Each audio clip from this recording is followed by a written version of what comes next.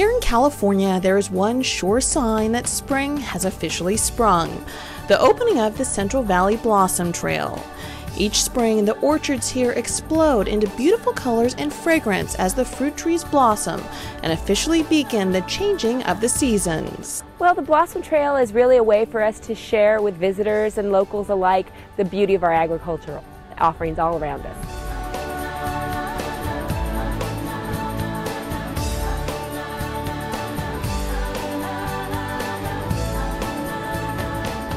Blossom trails of a single variety of fruit are big all across the country, but it's the variety of crops that makes this one so popular.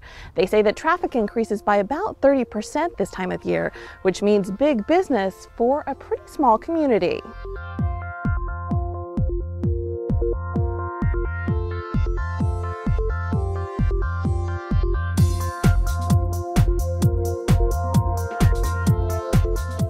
The path through peach, plum, apple, orange, and nut orchards shows off the picturesque side of the San Joaquin Valley's staple industry, agriculture. The colorful treetops set against the majestic peaks of the Sierra Nevada are part of a changing landscape here. Already, the trail has been altered several times since its 1988 inception to accommodate the region's growing population. Well, it's important for our area, it's important to Fresno County that we preserve agriculture. The trail traces the outskirts of such tiny Central Valley towns as Reedley, Selma, and Sanger. And as the landscape wakes up around the area, so does business. Take Simonian Farms, for example.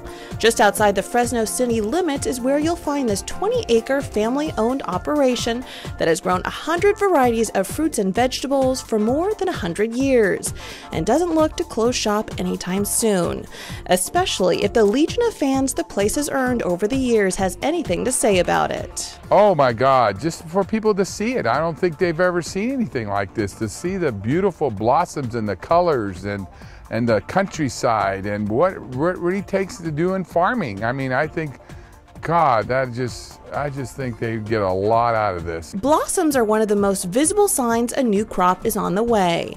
And for about 6 weeks out of the year, you can see this spectacular sight. Trees flushed full of blossoms. Some have as many as 20,000 per tree.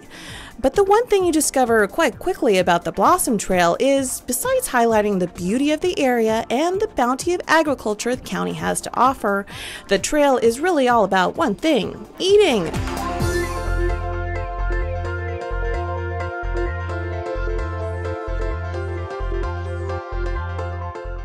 We have lots of the products. Everything that is here we offer in the store. Making your own homemade, fresh from the farm granola is just part of the entertainment at another stop on the Blossom Trail, Luke's Almond Acres. Continuing Luke's agricultural tradition, this family farm's country store offers nuts, fruits, and chocolates, all in a beautiful almond orchard setting that is prime for educational opportunities about farm life that go beyond the granola. So here's our trail mix that you guys will be making. We have a variety of dried fruits and nuts, as well as chocolate, because you have to have chocolate in it.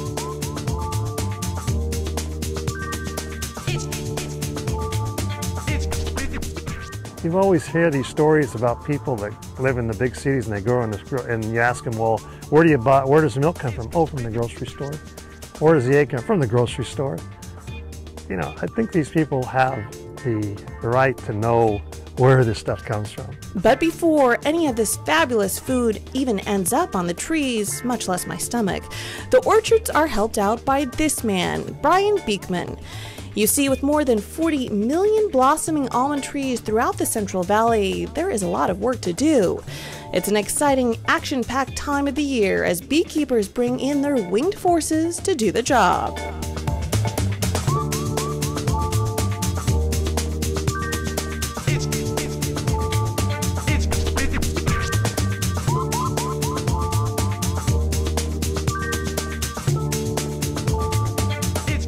What happens is when the trees bloom all at the same time, then the bees go from one tree, they work one tree, and then they fly across the row to the other one, and they actually touch the pollen from the other tree to the other tree that they landed on, and they do that all day long every day.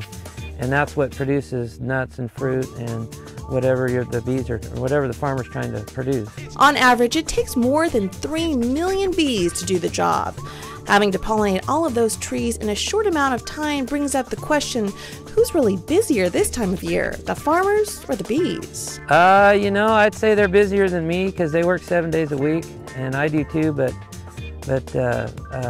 they never, that's why I have to work 7 days a week, because they never take a day off, so.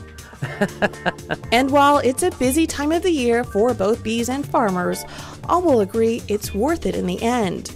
More than $3.5 million in income and thousands of jobs are generated from these orchards. Orchards that end up feeding the nation and world, and will no doubt end up on a dinner table near you sometime soon. For California Country, I'm Tracy Sellers.